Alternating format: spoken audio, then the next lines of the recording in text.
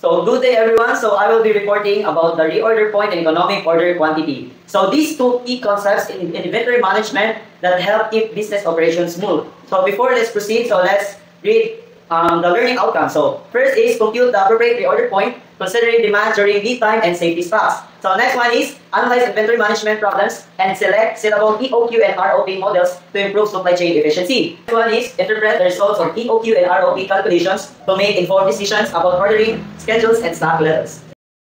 Let's proceed. So what is reorder point? So ang ating reorder point, mao ni siya ang level sa inventory na kung maabot na ganito sa minimum point, kinahanglan na mag-reorder agad dili ma-zero ang stock o magpadayon po lang atong operations. So next is the formula sa reorder point, so ROP. So ROP equals the usage times lead time plus safety stocks. So where ato usage mo na siya ang how many stocks will be magamit, and then the lead time mo na siya ang how long it will arrive or ma-deliver. While the safety stocks mo na siya ang extra inventory to keep to unexpected demand or delays. If the company's expected daily usage is 100 bottles of wine, the anticipated delivery is 6 to 10 days. So when will be the company place the order sa reorder point? So ato siyang i-calculate. So atong formula ganiha na ROP equals the usage times lead time plus safety stocks. So atong usage is the 100 bottles per day. Ato siyang i-times sa lead time na 6 to 10 days plus 100 bottles per day times 4 na expanding na days. So ROP 100 times 6 days plus 100 times 4. So 100 times 6 equals 600. 100 times 4 equals 400. So ato siyang i-total ang 600 of 400 muna siya ang atong ROP nga gigawas is 100 bottles of wine.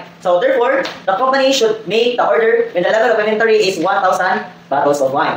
So atong lead time muna siya ang June 13, place the order is 6 to 10 days muna siya ang lead time, and then June 19 muna siya 6 days minimum order lead time, and the order will arrive at June 19. So the safety stock date, which is the June 19 to June 23, which is the 4 days ang expansion.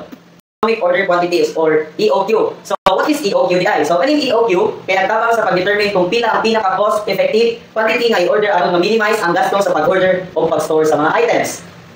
So, ay sa formula sa EOQ. So, under sa EOQ, we can also compute na siya another additional formula 5 kabuo. So, first is number of orders per year or NO. So, ang formula sa NO, okay, NO equals N divided sa EOQ. So, next is total ordering cost per year or TOC. TOC equals NO times OC. And average inventory, ang formula niya is EOQ divided by 2. And the total carrying cost per year or TCC, TCC equals AI times TC. And then the total cost is TC equals TOC plus TCC. Order quantity. So, EOQ, square root of 2 given ang 2 times O times N divided sa C. So, ang O di ay muna siya ang cost for placing an order. And the N is number of units required annually. And the C is annual carrying cost per unit per inventory. So, let's proceed sa atong example para ito yung masabdan ang EOQ. So, EOQ ang example is number of mangoes per kilo required annually, which is 20,300 kilos. But the cost of placing an order is 350 pesos. And the carrying cost per year of inventory is 5 pesos. So, let's proceed sa EOQ. Sa so, EOQ na formula, yeah, square root of 2 times O times N divided by C. So, ito siya i-breakdown. So, 2, ang atong O is 350 pesos and ang atong N, which is the 20,300 kilos. Ito siya i-divide, ito na siya i-times, then after, ito siya i-divide sa C, which is the 5 pesos. After na natong natutan na divide, ito siya i-square root, and then gawas ng answer is 1,685.82 kilos.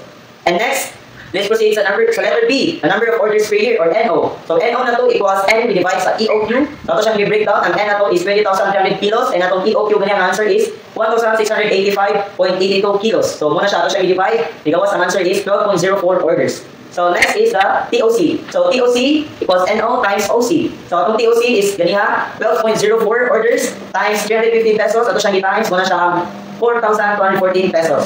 Next is the average inventory, which is the AI. So AI equals EOQ divide na itong 2. Atong i-breakdown.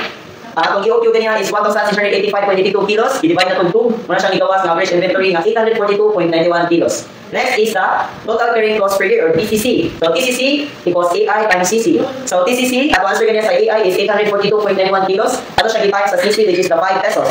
So ato na siya i-times, ang igawas ng answer is 4,214.55 pesos.